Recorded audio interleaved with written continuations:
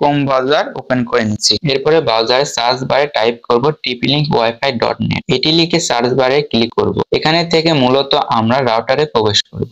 এরপরে দেখতে পাচ্ছেন এখানে ইউজার নেম আর পাসওয়ার্ড দিয়ে আপনাকে লগইন করতে হবে। এখানে আপনার ইউজার নেম এবং পাসওয়ার্ড দিয়ে লগইন করবেন। এরপরে দেখতে পাবেন আপনার রাউটারে প্রবেশ করতে পেরেছেন। এখান থেকে আমরা ম্যাক ফিল্টার সেটিংসটি দুইভাবে করতে পারবো। ফার্স্টে দেখতে পাচ্ছেন এখানে একটি অপশন রয়েছে আইপি ইজ ম্যাক ব্র্যান্ডিং। এখান থেকেও চাইলে করতে পারবেন।